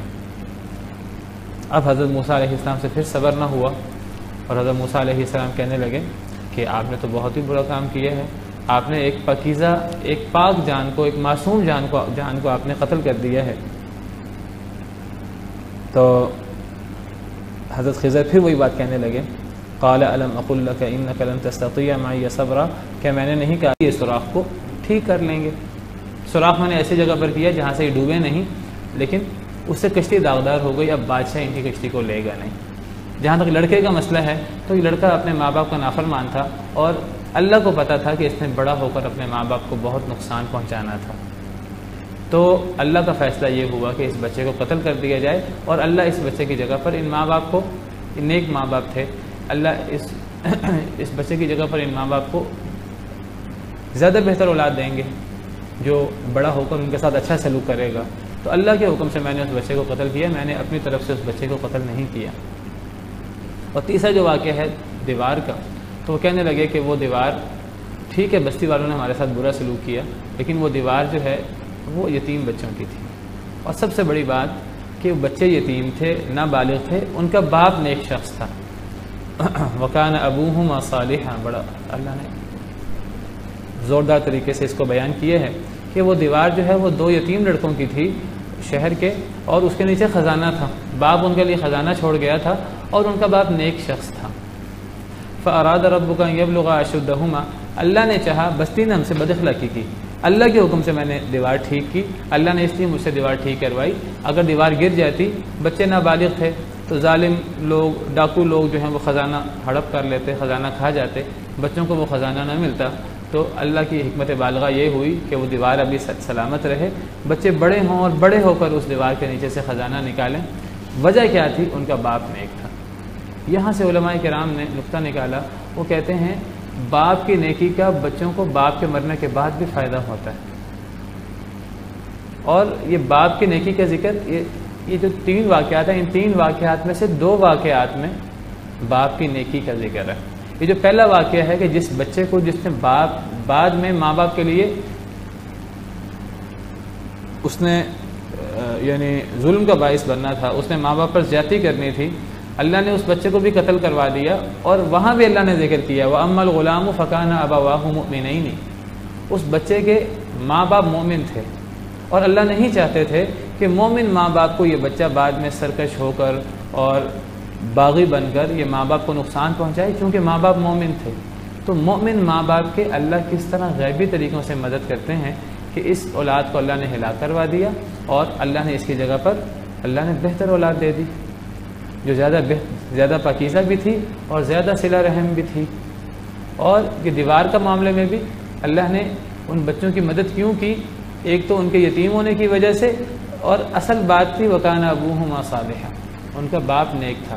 تو نیک باپ کی نیکی کا فائدہ اولاد کو بھی پہنچتا ہے، اس کی زندگی میں بھی پہنچتا ہے، اور اس کے مرنے کے بعد اللہ تعالیٰ معجزاتی طریقے سے بچوں کو باپ کی نیکی کا فائدہ پہنچاتے رہتے ہیں۔ کئی دفعہ اس طرح ہوتا ہے کہ کچھ لوگ ماں باپ دادا پردادا یا نانا پڑنانا اوپر تک ان میں سے کوئی ایک نیک ہوتا ہے، اور اس کی نیکی کے اثرات کئی دفعہ نسلوں تک اولاد میں چلتے ہیں، اور اس کا ہم کئی دفعہ مشاہدہ بھی کرتے ہیں۔ بعض دفعہ کچھ لوگ نیک ہوتے ہیں اور ان کی نیکی کی اصل وجہ ان کے خاندان کے اندر باپ کے جد امجد میں یا ماں کے جد امجد میں کوئی ایسا بزرگ ہوتا ہے جو نیک ہوتا ہے، اور اس کی نیکی کے اثرات لمبا عرصہ جو ہیں وہ اولاد کے اندر رہتے ہیں۔ انسان کو نہیں توقع ہوتی کہ فلاں کی نیکی کے اتنے لمبے اثرات ہوں گے، لیکن وہ اتنے لمبے اثرات ہوتے ہیں۔ تو بہرحال یہ دوسرا واقعہ ہے جس کے اندر تیسرا واقعہ ہے جس کے اندر بہت زیادہ حکمتیں اور بہت زیادہ علم کی باتیں اس کے اندر گہرائیاں موجود ہیں، سیکھنے کی باتیں موجود ہیں۔ چوتھا واقعہ جو سورہ کہف کے اندر اللہ نے بیان کیا وہ سیدنا ذوالقرنین کا واقعہ ہے۔ سیدنا ذوالقرنین کہتے ہیں 4 لوگ دنیا کے اندر ہوئے جنہوں نے پوری دنیا پہ حکومت کی ہے۔ ان 4 لوگوں میں سے کہتے ہیں 2 مسلمان تھے، 2 کافر تھے۔ مسلمانوں میں سے ایک ذوالقرنین اور ایک سیدنا سلیمان علیہ السلام، اور کافروں میں سے کہتے ہیں کہ ایک نمرود تھا یا شداد تھا اور دوسرا بخت نصر تھا، واللہ عالم۔ تو ذوالقرنین جو ہے یہ ایک نیک دل ایک مسلمان بادشاہ تھے۔ بعض علماء کی تو یہ بھی رائے ہے کہ یہ نبی تھے، اللہ کو بہتر پتہ ہے کہ یہ نبی تھے کہ نبی نہیں تھے، کیونکہ اس واقعے میں ذکر آ رہا ہے کہ اللہ نے حضرت ذوالقرنین سے ایک دفعہ حضرت ذوالقرنین اس جگہ پہنچے جہاں سورج غروب ہوتا ہے، انتہائی مغرب پہنچے، تو وہاں ایک قوم تھی۔ حضرت ذوالقرنین تمام بستیوں کو شکست دیتے ہوئے انتہائی مغرب پہنچ گئے، وہاں ایک قوم تھی۔ اللہ نے حضرت ذوالقرنین سے کہا قلنا یا ذا القرنین اما ان تعذب و اما ان تتخذ فیہم حسنا، ہم نے ذوالقرنین سے کہا کہ اے ذوالقرنین آپ کی مرضی ہے، یا تو آپ انہیں سزا دیں، آپ ان کے اوپر حلہ بولیں اور ان کو سزا دیں، یا پھر آپ ان سے نیکی کریں، ان کو معاف کر دیں، ہم نے آپ پر چھوڑ دیا۔ تو قلنا یا ذا القرنین، ہم نے کہا اے ذوالقرنین، اللہ نے مخاطب کیا ذوالقرنین کو۔ اس سے بعض علماء کہتے ہیں کہ حضرت ذوالقرنین نبی تھے، اللہ کا ان سے وحی کے ذریعے رابطہ تھا، اور جو کہتے ہیں وہ نبی نہیں تھے وہ کہتے ہیں پھر اللہ نے یہ حضرت ذوالقرنین تک پیغام پہنچایا کسی نبی کے واسطے سے، واللہ عالم۔ تو بہت سے علماء کی رائے ہے کہ یہ نبی تھے، اللہ کو بہتر پتہ ہے۔ تو یہ انتہائی مغرب بھی پہنچے اور وہاں تک یہ فتوحات حاصل کرتے رہے۔ اللہ نے انہیں اسباب دیے تھے، مال اور اسباب، انہوں نے مال اور اسباب کو ضائع نہیں کیا، یہ ان مال اور اسباب کے پیچھے لگے رہے اور انہوں نے ان مال و اسباب سے فائدہ اٹھایا۔ اللہ فرماتے ہیں وَآتَيْنَاهُ مِن كُلِّ شَيْءٍ إِنَّا مَكَّنَّا لَهُ فِي الْأَرْضِ، ہم نے ذوالقرنین کو زمین کے اندر ایک مقام دیا تھا، ایک قدرت دی تھی، اور ہم نے ان کو ہر قسم کا ساز و سامان دیا تھا، ہم نے ان کو ہر قسم کے وسائل دیے تھے، ہر قسم کی صلاحیت دی تھی۔ اچھا، اب بہت سے لوگ ہیں جن کو اللہ تعالیٰ ہر قسم کے وسائل دیتے ہیں لیکن وہ ان وسائل کو ضائع کر دیتے ہیں۔ آج مسلمان ہیں، مسلمانوں کے پاس کوئی تھوڑا مال نہیں ہے، تھوڑی اللہ کی نعمتیں نہیں ہیں، پٹرول، گیس، معدنیات، سونا، کوئلہ اور پتہ نہیں کیا کیا، اتنی نعمتیں ہیں مسلمانوں کے پاس، لیکن مسلمان ان کا کما حقوق فائدہ نہیں اٹھا رہے ہیں۔ اللہ فرماتے ہیں کہ ہم نے ذوالقرنین کو بہت سارا ساز و سامان دیا تھا، وہ ان ساز و سامان کے پیچھے لگ گیا، پیچھے لگ گیا کیا مطلب؟ یعنی اس نے اس ساز و سامان سے پوری طرح فائدہ اٹھایا، اس نے اس کو ضائع نہیں کیا، اور پھر اس ساز و سامان سے فائدہ اٹھا کر اللہ کی مدد سے وہ اس ساز و سامان سے فائدہ اٹھا کر وہ انتہائی مغرب تک پہنچ گیا اور وہاں تک فتوحات حاصل کرتا گیا، اور وہاں قوم ملی جس قوم کے بارے میں اللہ نے فرمایا چاہو تو اسے سزا دو، چاہو تو اسے معاف کر دو، ان سے اچھا سلوک کرو۔ ذوالقرنین کہنے لگے کہ جو ظالم ہے اس کو ہم سزا دیں گے، اور جو ظالم نہیں ہے، جو مومن ہے اور نیک عمل کرنے والا ہے، ہم اس کے ساتھ اچھا معاملہ کریں گے۔ اللہ فرماتے ہیں کہ ایک دفعہ تو انتہائی مغرب کی طرف وہ گئے، پھر وہ انتہائی مشرق کی طرف جہاں سورج طلوع ہوتا ہے، اس کے درمیان کی جتنی بستیاں ہیں سب کو شکست دیتے ہوئے اور سب پہ غلبہ پاتے ہوئے وہ جہاں سورج طلوع ہوتا ہے سب سے آخری مقام پر پہنچ گئے۔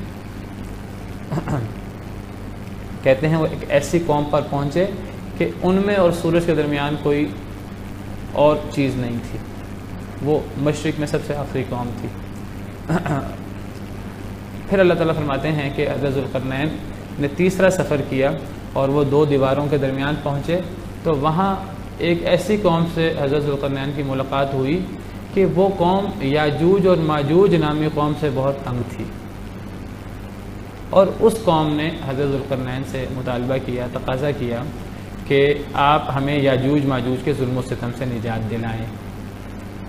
یاجوج ماجوج بہت ظالم 2 قومیں تھیں، انسانوں میں سے بہت ظالم 2 قومیں تھیں، جہاں جاتے تھے فساد کرتے تھے۔ تو حضرت ذوالقرنین نے اللہ کی دی ہوئی صلاحیت سے انہوں نے کہا، اس قوم نے کہا آپ یاجوج ماجوج کے خلاف ہماری مدد کریں، ہم آپ کو اس کا معاوضہ دیں گے، ہم آپ کو اس کی قیمت ادا کریں گے۔ حضرت ذوالقرنین کہنے لگے مجھے اللہ نے بڑا مال دیا ہے، مجھے تمہاری قیمت کی ضرورت نہیں ہے، تم میری جسمانی طور پر مدد کر دو، مجھے کچھ افراد درکار ہیں، میں تمہارے اور ان کے درمیان ایک بڑی زبردست قسم کی دیوار قائم کر دیتا ہوں، اس کے اندر جو بھی مال و دولت لگے گی، جو بھی پیسہ لگے گا میں تم سے نہیں لوں گا، مجھے تم سے کوئی پیسہ درکار نہیں ہے، تم مجھے جو ہے نا وہ کچھ افرادی قوت مہیا کر دو، کچھ افراد مجھے دے دو، تو ان کے ذریعے میں یہ دیوار بناؤں گا۔ اور پھر اس نے جو ہے نا وہ ذوالقرنین نے لوہے کے تختے اور پھر ان میں آگ لگائی گئی، اور پھر ان کے اوپر جو ہے پگھلا تانبا ڈالا گیا، اور پھر اس طرح کر کے سیسا پلائی دیوار بنا دی دونوں پہاڑوں کے درمیان۔ اب وہ یاجوج ماجوج اس دیوار کو نہ تو نقب لگا سکتے تھے، اتنی مضبوط دیوار تھی، نہ اس میں سوراخ کر سکتے تھے، اور نہ وہ اتنی اونچی دیوار تھی، نہ اس دیوار کے اوپر سے کراس کر کے آ سکتے تھے، اور سائڈوں پہ پہاڑی سلسلہ تھا لمبا۔ تو گویا کہ وہ قوم یاجوج اور ماجوج سے محفوظ ہو گئی۔ لیکن اللہ نے ذوالقرنین سے اسی وقت کہہ دیا کہ یہ قوم یاجوج ماجوج سے محفوظ ہوئی ہے، لیکن ایک وقت آئے گا کہ جب یہ دیوار تباہ و برباد ہو جائے گی، اور یاجوج ماجوج جو ہیں وہ دنیا کے اندر نکل آئیں گے، اور یہ ایسا کب ہوگا؟ یہ قرب قیامت ہوگا۔ حتی اذا فتحت یاجوج و ماجوج وهم من کل حدب ینسلون، سورہ انبیاء میں اللہ نے بیان کیا، نبی صلی اللہ علیہ وسلم نے کہ یہ احادیث مبارکہ میں صحیح احادیث مبارکہ میں بیان کیا کہ قیامت کی نشانیوں میں سے ایک نشانی یہ ہے کہ وہ جو دیوار ہے، یاجوج ماجوج روزانہ اس دیوار میں سوراخ کرنے کی کوشش کرتے ہیں۔ جب بالکل وہ آخری مرحلے پہ پہنچ جاتے ہیں تو وہ کہتے ہیں چلو بڑی رات ہو گئی ہے، باقی کام کل کریں گے، اور وہ کل اس کو ہم توڑیں گے انشاءاللہ نہیں کہتے۔ جب اگلے دن وہ آتے ہیں اس دیوار کے پاس تو وہ دیوار پہلے کی طرح دوبارہ ہو جاتی ہے۔ تو جب قرب قیامت ہوگی تو وہ اس دیوار میں سوراخ کر لیں گے، اس دیوار کو وہ اس دیوار میں سوراخ کر کے یا اس دیوار کو گرا کر وہ دنیا کے سامنے آ جائیں گے اور تباہی بربادی پھیلا دیں گے۔ حتی اذا فتحت یاجوج و ماجوج وهم من کل حدب ینسلون، وہ ہر اونچے ٹیلے سے نکلیں گے، اور وہ تعداد میں اتنے زیادہ ہوں گے کہ احادیث مبارکہ میں آتا ہے کہ وہ دریاؤں کا، نہروں کا پانی پی جائیں گے سارا، اور یہ بھی آتا ہے کہ وہ ہر چیز کھا پی جائیں گے، دنیا کے اندر تباہی پھیلا دیں گے۔ پھر دنیا کے اندر جو بھی قومیں ہوں گی ان قوموں کے اوپر وہ غالب آ جائیں گے، ان کو تحت ایک کر دیں گے، اور جب دنیا والوں سے وہ نمٹ چکے ہوں گے تو اللہ کے منکر ہوں گے، اللہ کے کافر ہوں گے، پھر وہ آسمانوں کی طرف تیر چلائیں گے۔ اللہ کا کرنا یہ ہوگا کہ وہ تیر خون آلود واپس آئیں گے، وہ کہیں گے لو جی ہم نے دنیا والوں کو بھی شکست دے دی، ہم نے آسمان والوں کو بھی شکست دے دی، آسمان والے بھی سب ختم ہو گئے۔ اس دوران حضرت عیسیٰ علیہ السلام ان سے پہلے آ چکے ہوں گے، دجال بھی ان سے پہلے آ چکا ہوگا، اور حضرت عیسیٰ علیہ السلام دجال کو ختم کرنے کے لیے تشریف لائیں گے، اور حضرت عیسیٰ علیہ السلام دجال کو قتل کریں گے اللہ کے حکم سے، چھوٹے سے نیزے کے ساتھ باب لد پر اتریں گے، اور جب یاجوج ماجوج آئیں گے تو حضرت موسیٰ علیہ السلام مسلمانوں کے درمیان موجود ہوں گے، تو حضرت موسیٰ علیہ السلام اس دوران مسلمانوں کو لے کر کوہ طور پہ چلے جائیں گے۔ اب باقی تمام لوگوں سے وہ نمٹ لیں گے یاجوج ماجوج، اور زمین والوں کو شکست دے کر پھر آسمان والوں کی طرف تیر چلا کر وہ تیر خون آلود واپس آئیں گے۔ تو حضرت عیسیٰ علیہ السلام دعا کریں گے اللہ تعالیٰ سے یاجوج ماجوج کے خلاف کہ اللہ تعالیٰ اس قوم کے خلاف ہماری مدد کریے، تو بڑی ظالم قوم ہے اور یہ تعداد میں بہت زیادہ ہوں گے۔ بعض روایات میں ہے کہ اگر یاجوج ماجوج کی تعداد گننی ہو تو پوری دنیا ایک طرف اور یاجوج ماجوج پوری دنیا، گویا کہ یاجوج ماجوج اگر 999,000 میں سے ایک پوری دنیا ہے اور یاجوج ماجوج 999، ان کی اتنی زیادہ تعداد ہے، اور یہ جہنم میں اکثریت بھی یاجوج ماجوج کی ہوگی۔ یہ اللہ کے نافرمان قوم ہے، انسانوں میں سے ہے۔ تو حضرت عیسیٰ علیہ السلام ان کے خلاف بددعا کریں گے تو اللہ تعالیٰ جو ہیں وہ ان کی گردن کے پیچھے زخم بنا دیں گے، اور اس زخم سے یہ لوگ مر جائیں گے، سب کے سب ہلاک ہو جائیں گے۔ اس طرح کر کے اللہ معجزاتی طریقے سے اس قوم کو ہلاک کریں گے۔ پھر اللہ تعالیٰ بڑے بڑے پرندے بھیجیں گے، اب دنیا کے اندر تعفن پھیل جائے گا، بدبو پھیل جائے گی، اتنے زیادہ ہوں گے یہ، تو پھر اللہ تعالیٰ بڑے بڑے جانور بھیجیں گے، بڑے بڑے پرندے بھیجیں گے، وہ پرندے ان کو اٹھا کر کہیں لے جائیں گے، اور اس طرح کر کے دنیا سے جو ہے وہ اس بڑے فتنے کا خاتمہ ہوگا۔ اور پھر اس کے بعد اللہ کی طرف سے بہت زیادہ برکت ہوگی، ایک ایک پھل کئی قبیلے کے لیے، کئی لوگوں کے لیے ایک ایک پھل کافی ہوگا، اور زمین میں بہت زیادہ برکت ہوگی۔ انسانوں میں سے ہیں۔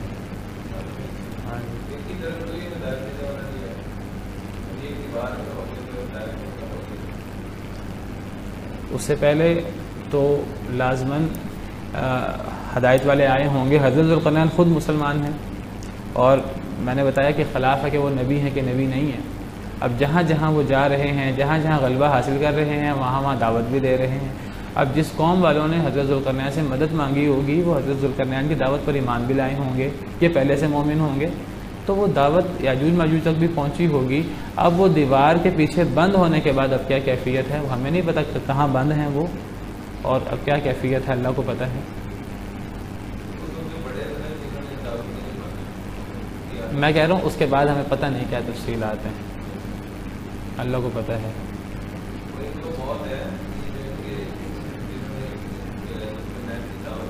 اللہ نے کوئی ایسی بات نہیں کی کہ ان کو موت نہیں ہے، ان کو کوئی استثناء نہیں دیا، تو ممکن ہے کہ یہ مرتے جاتے ہیں اور ان کی نئی نسل،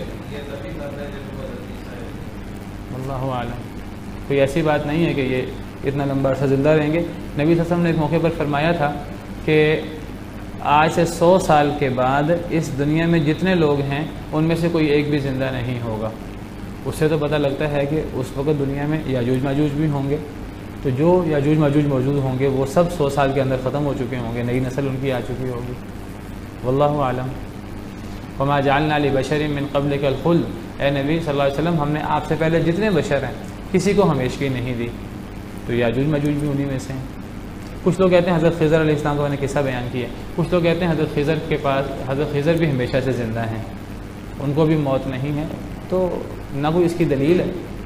اور یہ جو آیات ہیں کہ اللہ نے آپ سے پہلے کسی بشر کو ہمیشگی نہیں دی، اور اس قسم کی آیات اور احادیث سے پتہ لگتا ہے کہ بالفرض اگر وہ زندہ بھی ہوں تو فوت ہو چکے ہیں، اور یہ کہنا کہ وہ زندہ ہیں اس کی کوئی دلیل بھی نہیں ہے، کوئی دلیل نہیں ہے اس کی قرآن کریم میں، احادیث مبارکہ میں کہ حضرت خضر علیہ السلام زندہ ہیں یا یاجوج ماجوج زندہ ہیں اس دور کے، اللہ کو پتہ ہے ان کی کیا تفصیلات ہیں۔ جی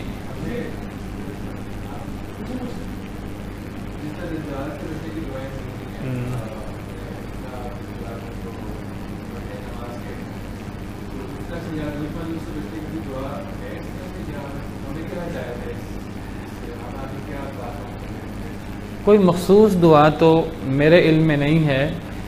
جو دین پر چلنے کے احکامات ہیں، دین پر عمل کرنے سے انسان فتنوں سے دور رہتا ہے. دین پر عمل کرنے سے، نماز پڑھنے سے، نماز کے بعد کے اذکار اور صبح شام کے اذکار اور معوذتین، اور یہ اتنا بڑا یہ دم ہے کہ ان کی موجودگی میں انسان کو کوئی چیز نقصان نہیں دے سکتی. حدیث میں آتا ہے انسان صبح کے وقت 3 دفعہ بسم اللہ الذی لا یضر مع اسمہ شیء فی الارض ولا فی السماء وهو السمیع العلیم، شام کے وقت 3 دفعہ پڑھے تو انسان کو کوئی چیز نہ آسمانوں میں نہ زمین میں نقصان دے سکتی ہے. تو میرے علم میں نہیں ہے کہ یاجوج ماجوج کے بارے میں کوئی خاص دعا اللہ نے سکھائی ہو. ہاں یہ ملتا ہے حدیث میں. ایک دفعہ نبی کریم صلی اللہ علیہ وسلم جو ہیں وہ تیزی سے گھر میں آئے اور آپ کا رنگ اڑا ہوا تھا، خوف کے اثرات تھے آپ کے چہرے پر، اور آپ فرما رہے تھے ویل للعرب، عرب کے لیے ہلاکت ہو، من شر قد اقترب، اس شر کی وجہ سے جو قریب آ چکا ہے. تو آپ کی ازواج مطہرات اللہ عالم کون تھیں، وہ کہنے لگیں کہ کیا ہوا ہے. تو آپ فرمانے لگے کہ اس دیوار میں سے اتنا سوراخ ہو گیا ہے، سکے کے برابر، دینار کے برابر یا درہم کے برابر یاجوج ماجوج کی دیوار سے سوراخ ہو گیا ہے. تو یہ باتیں موجود ہیں. اور یہاں جہاں یاجوج ماجوج کا قصہ ہے وہاں حضرت ذوالقرنین نے بھی کہا تھا، اللہ کی طرف سے ان کو وحی ہوئی یا نبی کو وحی ہوئی، نبی نے انہیں بتایا. حضرت ذوالقرنین نے جب یہ دیوار بنائی کہنے لگے فمستطاعوا ان يظهروه وما استطاعوا له نقبا، نہ تو وہ دیوار کو اوپر سے کراس کر سکتے ہیں نہ وہ اس میں نقب لگا سکتے ہیں. پھر حضرت ذوالقرنین کہنے لگے ھذا رحمت من ربی، یہ جو میں نے دیوار بنائی ہے سیسا پلائی دیوار، یہ میری کوئی ذاتی صلاحیت نہیں ہے، یہ اللہ کی رحمت سے اتنی مضبوط دیوار بن گئی. یہ دیکھیے مسلمان کا کام یہ ہے کہ جو بھی وہ کام کرے اس کی نسبت اللہ کی طرف کرے. کہنے لگے یہ اللہ کی رحمت ہے. پھر کہنے لگے فَإِذَا جَاءَ وَعْدُ رَبِّي، جب میرے رب کا وعدہ آئے گا جَعَلَهُ دَكَّا، تو یہ دیوار بھی ریزہ ریزہ ہو جائیں گی. یہ میرے رب کا وعدہ آئے گا. حضرت ذوالقرنین کو پتہ تھا ایک وقت آئے گا جب یہ دیوار ٹوٹ جائے گی اور یاجوج ماجوج جو ہیں وہ آزاد ہو جائیں گے قرب قیامت. کہنے لگے وَكَانَ وَعْدُ رَبِّي حَقًّا، میرے رب کا وعدہ سچا ہے.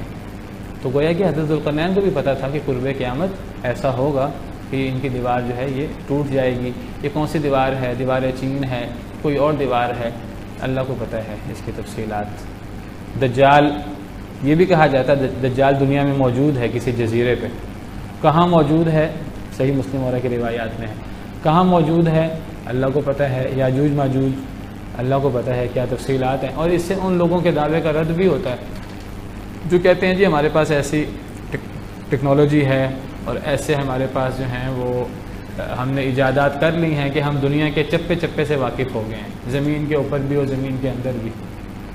بھئی اگر آپ چپے چپے سے واقف ہو گئے ہیں تو اسامہ بن لادن کو تو آپ لمبا عرصہ تلاش نہیں کر سکے. اور کہتے ہیں ملائیشیا کا ایک طیارہ جو ہے وہ گم ہو گیا تھا، پتہ نہیں وہ تباہ ہو گیا تھا یا کیا ہو گیا تھا، 1.5 سال شاید وہ گما رہا اور اس کو تو کوئی تلاش نہیں کر سکا. تو یہ کچھ ایسے دعوے بھی ہوتے ہیں اپنا فخر کرنے کے لیے اور اس قسم کی چیزیں. تو پہلی بات ہے کہ ایسی صلاحیت نہیں ہے بھی آئی ہمارے پاس کہ ہم دنیا کے چپے چپے سے واقف ہو چکے ہوں، دنیا کے اوپر بھی دنیا کے نیچے سے. اگر وہ واقف ہوئے ہوتے تو وہ دجال سے اور یاجوج ماجوج کی جو جگہ ہے وہاں سے بھی واقف ہو جاتے. لیکن محسوس یہ ہوتا ہے کہ انسان جب تک وہ لوگ نکل نہیں جاتے، دجال کا ظہور نہیں ہوتا، یاجوج ماجوج جب تک آزاد نہیں ہو جاتے، اس وقت تک شاید کوئی ان کے بارے میں معلومات حاصل بھی نہیں کر سکے گا. اللہ کو پتہ ہے کہ اس کی کیا تفصیلات ہیں. ہمارا ایمان ہے، قرآن کریم بیان کرتا ہے کہ وہ موجود ہیں وہ، اور وہ دیوار کے پیچھے ہیں، اور وہ 2 پہاڑوں کے درمیان وہ ایک وادی ہے جہاں وہ دیوار قائم کی گئی ہے. وہ کتنی بڑی وادی ہے، کتنی بڑی دیوار ہے، وہ علاقہ کون سا ہے، اس کی کیا تفصیلات ہیں، اللہ عالم. یہ ہمارے ایمان بالغیب میں یہ چیزیں شامل ہیں. قرآن میں موجود ہر چیز پر ہمیں ایمان ہے، تو یہ ہمارے ایمان کا حصہ ہے.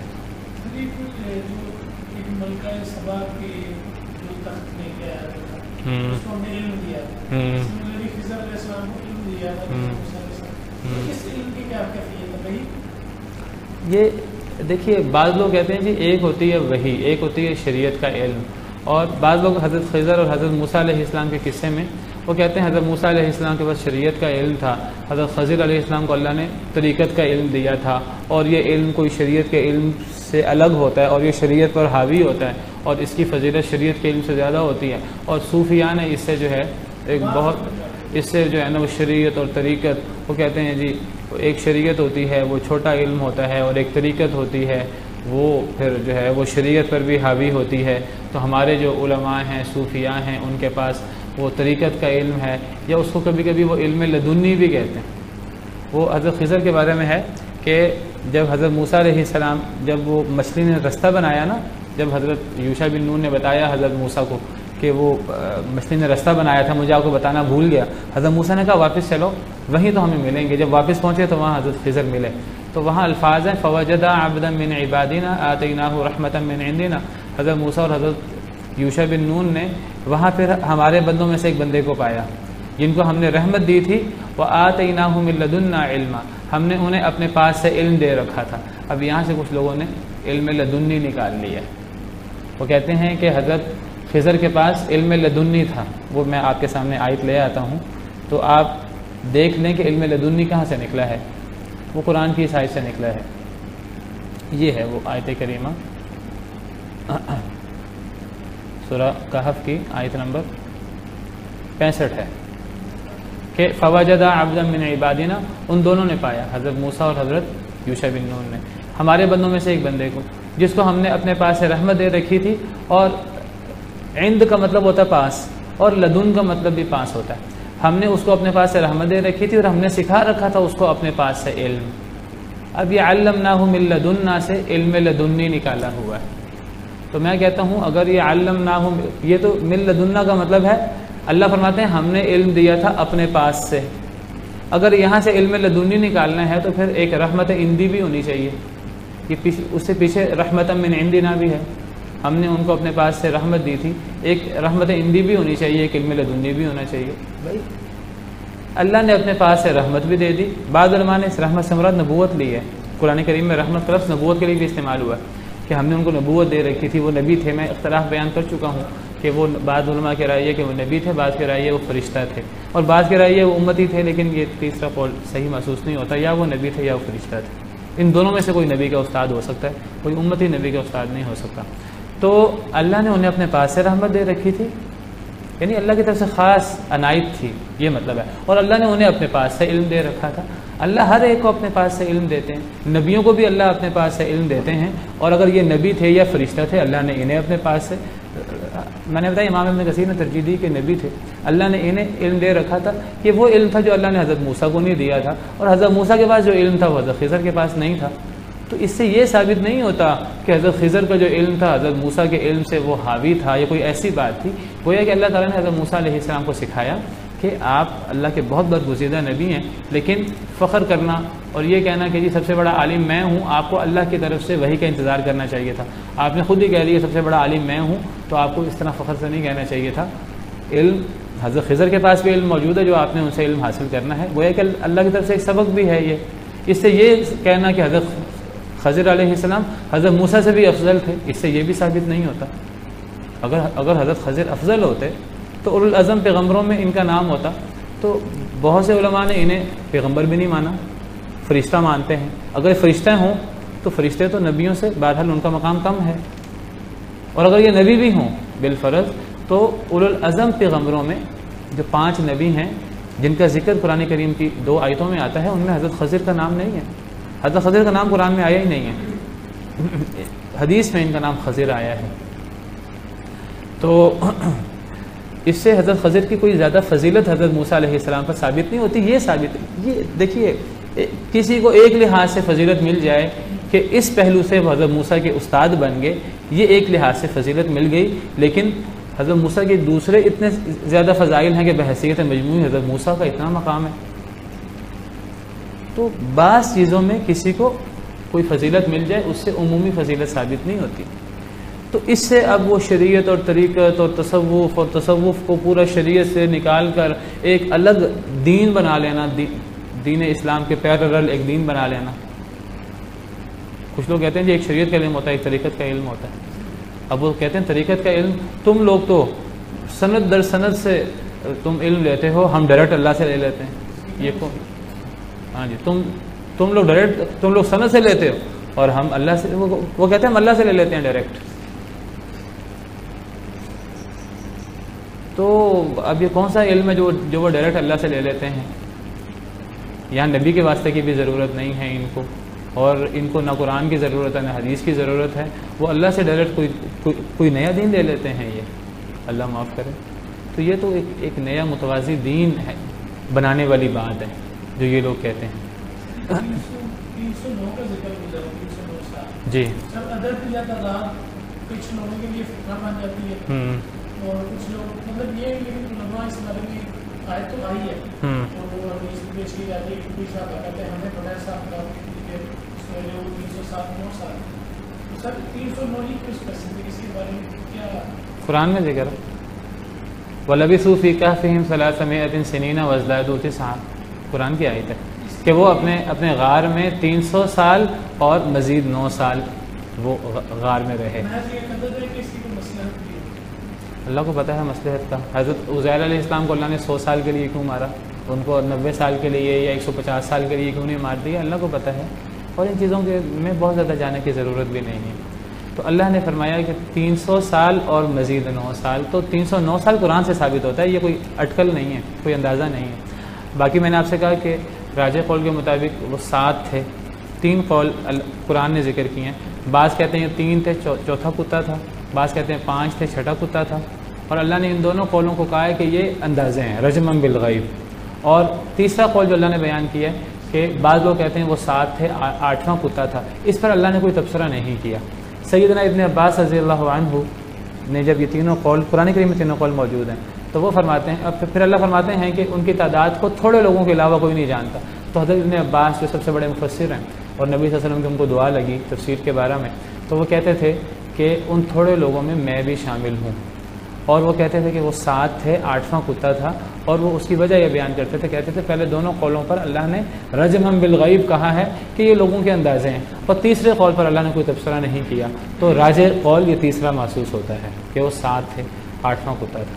یہ بات یقینی نہیں ہے، لیکن یہ بات ایک اجتہاد کی ہے، اور حضرت ابن عباس کا اجتہاد ہے، اور جو کہ حبر الامہ تھے۔ جو 309 سال والی بات ہے وہ تو قرآن کا نص ہے۔ چلیں جی وقت ختم ہو گیا ہے، میں نے کہا کہ آگے چلتے ہیں سورہ مریم میں۔ چلیں سورہ کہف کے آخر میں ایک بات جو اللہ نے ذکر کی آخری رکوع میں، ایک تو اللہ نے یہ بیان کیا کہ قل هل ننبئکم بالاخسرین اعمالا، کہ سب سے زیادہ نقصان والے لوگ کون ہیں عمل کے اعتبار سے، سب سے زیادہ جن کے عمل خسارے میں ہیں، جو اللہ کے سب سے بڑے دشمن ہیں اور اللہ کو جنہوں نے سب سے زیادہ ناراض کیا ہے، وہ کون لوگ ہیں؟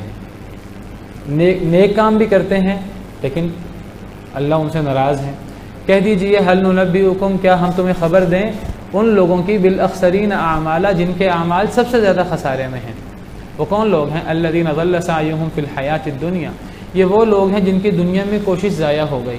یہاں کوشش سے مراد نیک اعمال ہے، یہاں کوشش سے مراد برے اعمال نہیں ہیں، کیونکہ برے اعمال کا تو فائدہ نہیں ہوتا، وہ تو کافروں کو بھی پتہ ہے کہ برے اعمال ہمیں نہ دنیا میں فائدہ دیں گے نہ آخرت میں فائدہ دیں گے۔ یہاں کوشش سے مراد نیک اعمال ہے۔ اللہ فرماتے ہیں کہ سب سے خسارے والے لوگ وہ ہیں کہ جو دنیا کے اندر نیک کام بھی کرتے رہے، لیکن ان کی دنیا کی جو کوشش ہے نیک کام وہ ضائع ہو گئے، اور وہ گمان کرتے رہے کہ ہم اچھا کام کر رہے ہیں، ان کا خیال یہ تھا ہم اچھا کام کر رہے ہیں۔ اللہ فرماتے ہیں کہ ان کی ساری نیکی ضائع ہو گئی، یہ دنیا میں سب سے نقصان اٹھانے والے لوگ ہیں۔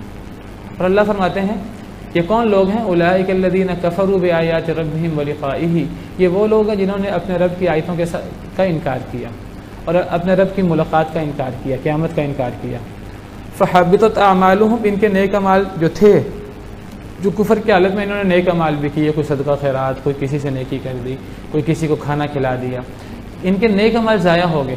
فلا نقیم لہم یوم القیامت وزنا، قیامت کے دن ان کے اعمال کا وزن ہی نہیں ہوگا، اللہ میزان میں ان کے اعمال کو ڈالیں گے ہی نہیں، ان کے اعمال ترازو میں آئیں گے ہی نہیں، کیونکہ وہ اڑتی ہوئی گرد بن جائیں گے۔ وجہ کیا ہے کہ جو کافر ہوتا ہے، جو اصل میں عمل اس کا قبول ہوتا ہے جو خلوص کے ساتھ اللہ کے لیے عمل کرے، اور جو کافر ہے وہ اگر کوئی نیک عمل کرتا بھی ہے، کہتے ہیں بل گیٹس ہے تو بہت زیادہ وہ چیریٹی کرتا ہے، بہت زیادہ خیرات کرتا ہے۔ بھئی اگر وہ کافر ہے تو اگر وہ چیریٹی کر رہا ہے، خیرات کر رہا ہے، تو دیکھنے میں تو بہت نیک کام ہے، لیکن وہ یہ کام اللہ کے لیے نہیں کر رہا۔ آپ کہیں گے کہ میں کیسے کہہ رہا ہوں اللہ کے لیے نہیں کر رہا؟ میں اس بنا پر یہ بات کہہ رہا ہوں، اگر وہ یہ کام اللہ کے لیے کر رہا ہوتا، وہ اللہ کے لیے نہیں کر رہا، وہ دنیا میں شہرت کے لیے کر رہا ہے یا اپنے دل کے سکون کے لیے کر رہا ہے، اللہ کو راضی کرنے کے لیے نہیں کر رہا۔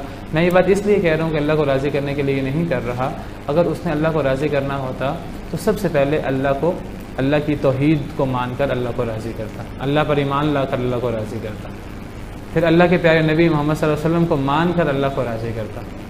صرف وہ حضرت موسیٰ حضرت عیسیٰ کو نہ مانتا، وہ ساتھ اللہ کے پیارے نبی محمد صلی اللہ علیہ وسلم کو بھی مانتا، وہ اللہ کے دین اسلام کو مان کر وہ اللہ کو راضی کرتا، اور پھر باقی اعمال کی باری بعد میں آتی ہے۔ ڈاکٹر ذاکر نائک اس کو اس انداز سے بیان کرتے ہیں، وہ کہتے ہیں کہ کچھ ایسے کویشچن پیپر میں سوالات ہوتے ہیں کہ اگر ان کا جواب نہ دیا جائے، انسان ایک سوال ہے، یہ سوال کمپلسری ہے، اس کا جواب ضرور دینا ہے، اگر انسان باقی سارے پیپر حل کر لے، وہ سوال کا جواب نہ دے تو فیل ہے، چاہے باقی تمام سوالات میں اس کے پورے نمبر ہیں، ایک سوال کمپلسری ہے، وہ جواب دینا ہی دینا ہے، کہتے ہیں یہ سوال لازمی ہے، جو اس کا جواب نہیں دے گا تو وہ فیل ہو جائے گا۔ تو یہ توحید اور رسالت پر ایمان اور دین اسلام کو ماننا، یہ کمپلسری کویسچنز ہیں۔ تو ایک بندہ ان کو نہیں مانتا تو وہ کافر رہتے کہ میں جو ہے نا وہ چیریٹی کر رہا ہوں اور میں نیک کام کر رہا ہوں اور میں جو ہے وہ بیواؤں کی مدد کرتا ہوں اور میں یہ کرتا ہوں وہ کرتا ہوں، وہ یہ کام اللہ کے لیے نہیں کر رہا۔ ایسا واقعہ نبی صلی اللہ علیہ وسلم کے دور میں بھی پیش آیا۔ ایک شخص تھا عبداللہ بن جدعان، کافر تھا، وہ ایمان نہیں لایا، مشرک تھا، لیکن وہ بڑا خرچ کرتا تھا غریبوں پر۔ کہتے ہیں کہ وہ غریبوں کو کھانا کھلایا کرتا تھا، اور ہر وقت اس کے دسترخوان پہ کتنے غریب جو ہیں وہ کھانا کھاتے تھے۔ تو سوال ہوا نبی صلی اللہ علیہ وسلم سے، کیا عبداللہ بن جدعان کو اتنا خرچ کرنا، اتنا غریبوں کو کھانا کھلانا، وہ نبی صلی اللہ علیہ وسلم کی نبوت سے پہلے ہی فوت ہو گیا، کیا اس کو اتنا خرچ کرنا اور اتنا غریبوں کو کھانا کھلانا اور اتنا اس کو جو صدقہ خیرات ہے فائدہ دے گا؟ حضرت عائشہ نے آپ سے سوال کیا، آپ نے فرمایا نہیں۔ آپ نے فرمایا اس لیے کہ اس نے کبھی بھی لا الہ الا اللہ نہیں پڑھا، وہ شرک کرتا رہا اللہ کے ساتھ۔ تو شرک کے ساتھ یہ بڑے سے بڑا عمل بھی ہو، وہ انسان کو فائدہ نہیں دیتا۔ بنیادی شرط ہے توحید، رسالت پر ایمان، نبی کریم صلی اللہ علیہ وسلم پر ایمان۔ آپ کا حدیث ہے کہ اگر ایک بندہ میرے بارے میں سن لے، یہودی عیسائی میں سے، پھر وہ مجھ پر ایمان نہ لائے تو وہ آگ میں داخل ہوگا، چاہے کتنا ہی نیک کیوں نہ ہو، یہودیوں کا عالم کیوں نہ ہو، عیسائیوں کا عالم کیوں نہ ہو۔ اللہ کے تمام انبیاء کو ماننا ضروری ہے، جن میں سے اللہ کے پیارے نبی آخری نبی صلی اللہ علیہ وسلم بھی شامل ہیں۔ چلیں جی، آج کے لیے اتنا ہی کافی ہے۔ سبحانک اللہم ربنا وبحمدک، اشہد ان لا الہ الا انت، استغفرک واتوب الیک۔ آخری آیت ہے، بس وقت پر ہو گیا ہے، ورنہ آخری آیت میں جو ہے نا وہ کسی بھی عمل کی قبولیت کی دو شرائط بیان کی گئی ہیں۔ پہلی شرط اخلاص اور دوسری شرط نبی صلی اللہ علیہ وسلم کی سنت کی پیروی۔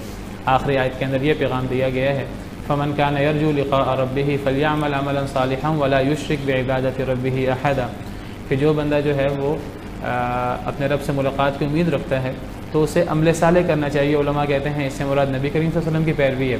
ولا یشرک بعبادۃ ربہ احدا، وہ شرک سے بچے، اللہ کے ساتھ کسی کو شریک نہ بنائے۔